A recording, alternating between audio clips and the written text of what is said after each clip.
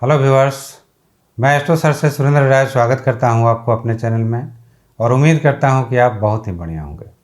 मित्रों, 15 मार्च 2023 को शनि नक्षत्र परिवर्तन कर रहे हैं। ये धनिष्ठा नक्षत्र से निकलकर शतभिषा नक्षत्र में जा रहे हैं। ये लगभग वहां पर 1 साल तक रहेंगे, यानी अप्रैल 2024 तक ये वहां रहने वाले हैं। बीच में अक्टूबर नवंबर में ये 1 महीना के लिए बैक होंगे, फिर धनिष्ठा नक्षत्र में आएंगे, लेकिन ये फिर वापस शतभिषा नक्षत्र में चले जाएंगे। ये परिवर्तन कुछ खास ही है, क्योंकि इसका प्रभाव सभी लग्न और राशि वालों पर पड़ेगा और बहुत ही अच्छा प्रभाव पड़ेगा। इसके पीछे कारण यह है कि ये जो शतभिषा नक्षत्र है, ये राहु का नक्षत्र हो जाता है और राहु का नक्षत्र इनके लिए कंफर्ट जोन हो जाता है।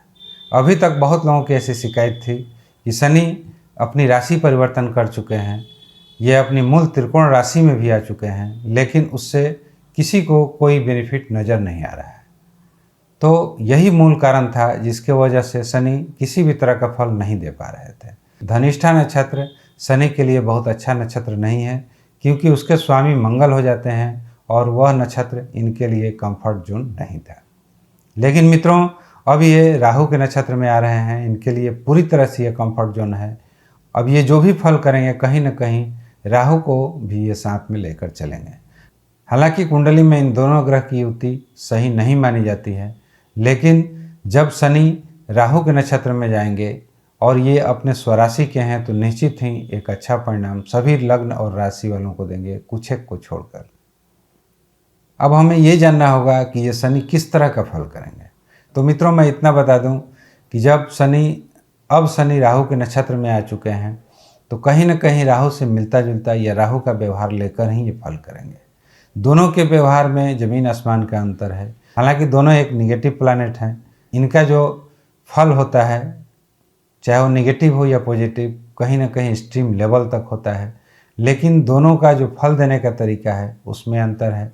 शनि किसी भी चीज़ को धीरे धीरे देते हैं, वे किसी भी फल के पीछे उसका परिश्रम देखते हैं, उसका संघर्ष देखते हैं, लेकिन राहु ऐसा नहीं करते हैं। राहु अचानक किसी फल को दे देते हैं। अच्छा भी करना होता है तो अचानक कर देते हैं, और ख़राब भी करना रहता है तो वो अचानक फल दे देते हैं। तो अब जो भी परिणाम आएगा वो कहीं ना कहीं राहु और जो शनि हैं, उनका जो स्वभाव है वो मिला जुला स्वभाव होगा। शनि अब जो भी फल करेंगे उसमें कहीं ना कहीं जल्दीबाजी भी करेंगे और अच्छा भी परिणाम देंगे, क्योंकि वे अपने स्वराशि में बैठे हुए हैं, अपनी मूल त्रिकोण राशि में बैठे हुए हैं। तो आइए सबसे पहले हम जानते हैं कि मेष राशि पर यह शनि का नक्षत्र परिवर्तन किस तरह का फल करेगा। मित्रों, मेष राशि वालों के लिए शनि जो हैं वो कर्म फल प्रदाता है। ये 10वें और 11वें भाव के मालिक हो जाते हैं। 10वां भाव कैरियर का हो जाता है, 11वां भाव आय का हो जाता है, इनकम का हो जाता है, इच्छा पूर्ति का हो जाता है। और फिलहाल राहु जो हैं वो बैठे हुए हैं आपके लग्न के ऊपर। तो अब ये किस तरह का शनि आपको फल प्रदान करने वाले हैं। तो मित्रों, शनि आपके एकादश भाव में बैठे हुए हैं। इतना तो निश्चित है कि अब आपको कोई ना कोई लाभ के नए मार्ग खुलेंगे, या ऑलरेडी आप कोई कैरियर में हैं, सर्विस वगैरह करते हैं या व्यवसाय वगैरह करते हैं, तो कहीं ना कहीं आपकी लाभ या आमदनी बढ़ने वाली है।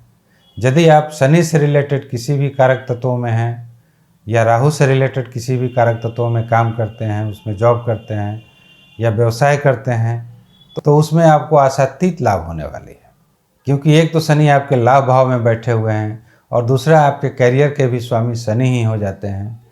यदि पहले से आप कोई डिजायर वगैरह पाले हुए थे, मन में रखे हुए थे, जो इच्छाएं आपकी पूरी नहीं हो रही थी, तो यह अब समय है, पूरा 1 साल आप उसको पूरा कीजिए। और राहु के प्रभाव के चलते अब उसे पूरा होने में या किसी भी फल को प्राप्त होने में अब बहुत ज़्यादा आपको देरी नहीं होगी, क्योंकि शनि के साथ साथ कहीं ना कहीं इसके ऊपर राहु का भी प्रभाव पड़ रहा है।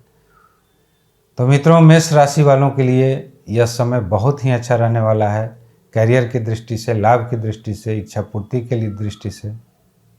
अब आइए हम देखते हैं वृष राशि वालों के लिए।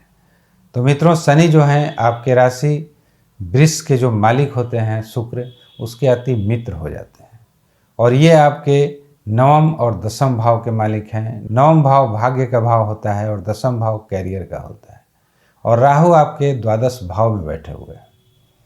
तो शनि या राहु के जो भी कारक तत्व हैं, यदि उससे रिलेटेड आप कोई कारोबार करते हैं, व्यवसाय करते हैं, तो आपका व्यवसाय चमकने वाला है, आपके कैरियर में ग्रोथ आने वाला है। और सबसे बड़ी बात यह है कि यदि आप कोई भी काम विदेश से जुड़कर करते हैं, इंपोर्ट एक्सपोर्ट का काम करते हैं, या फिर आप किसी एमएनसी में ही क्यों ना काम करते हों, अब आपका निश्चित ही ग्रोथ होने वाला है कैरियर की दृष्टि से।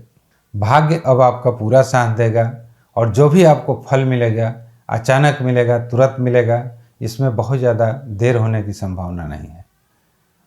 तो कैरियर और भाग्य की दृष्टि से बहुत ही बढ़िया रहने वाला है। नवम भाव को लक्ष्मी स्थान भी बोला जाता है, तो कहीं ना कहीं से आपको लक्ष्मी की भी प्राप्ति होने वाली है। अतः मित्रों, जिनका भी वृष राशि है उनके लिए यह 1 साल का पीरियड जो है वो बहुत ही श्रेष्ठ रहने वाला है, इसमें तनिक भी दो मत नहीं है। अब आइए हम देखते हैं मिथुन राशि की तरफ।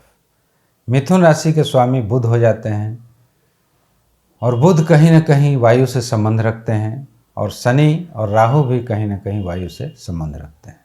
ये शनि आपके 2 भाव के स्वामी हो जाते हैं, एक अष्टम भाव और दूसरा नवम भाव। नवम भाव आपका भाग्य से संबंध रखता है, अष्टम भाव आपके दुखों से संबंध रखता है। लेकिन सबसे बड़ी बात है कि राहु आपके एकादश भाव में बैठे हुए हैं।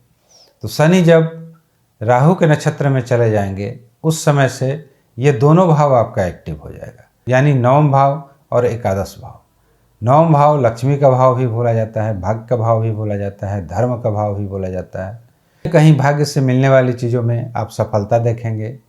राहु यदा कदा आपको कहीं ना कहीं से इकट्ठा धन की प्राप्ति कराते रहेंगे, यानी इस अवधि में आपका लक खुलने वाला है, तकदीर खुलने वाला है। वैसे आप इतना पीड़ा झेल चुके हैं शनि की ढैया की वजह से कि आपको इन बातों पर शायद विश्वास हो, लेकिन अभी तक जो आपकी शिकायत थी कि शनि अब कोई अच्छा फल नहीं कर रहे हैं, इनकी ढैया उतर गई है उसके बावजूद भी। तो मित्रों, मैं बता दूं कि 15 मार्च से अब आपका फेवरेबल समय आ गया है।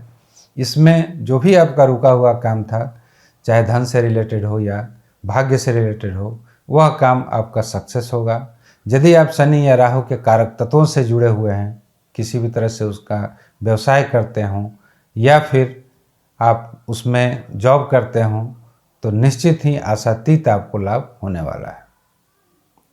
हाँ, मिथुन राशि वाले, यदि आप ट्रांसपोर्ट के लाइन से जुड़े हुए हैं या कोई भी काम ऐसा करते हैं जिसमें कहीं ना कहीं आना जाना आपका बना रहता है, तब यह समय आपका कहीं ना कहीं पूरा साथ देगा।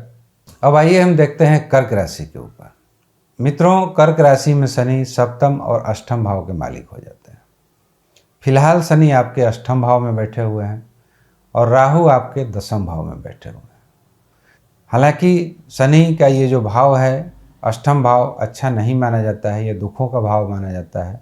यदि आप रिसर्च वगैरह के फील्ड में हैं, साइंस एंड टेक्नोलॉजी से संबंध रखते हैं, कोई खोज करते हैं, कोई अनुसंधान करते हैं, तो यह समय आपके लिए बहुत बेहतर है।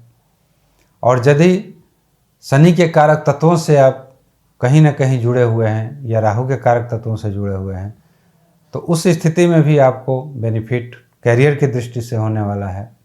लेकिन यह थोड़ा सा आपको सावधानियों भरा समय रहेगा।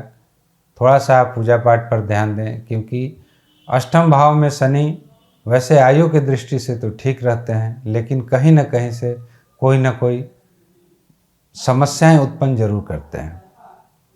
तो चूंकि शनि राहु के नक्षत्र में जा रहे हैं, इसलिए समस्याएं कभी कभार गंभीर भी हो सकती है। इसलिए मित्रों, मैं आपको यही सलाह दूंगा कि आप पूजा आराधना पर ध्यान दें। अगर हो सके तो कोई शनि या राहु का उपाय करते रहें। शनि के उपाय के लिए आप पीपल वगैरह में जल दे सकते हैं, शिव जी की पूजा आराधना करें, दुर्गा जी की पूजा आराधना करें, तो आपका यह समय निश्चित ही अच्छा रहेगा।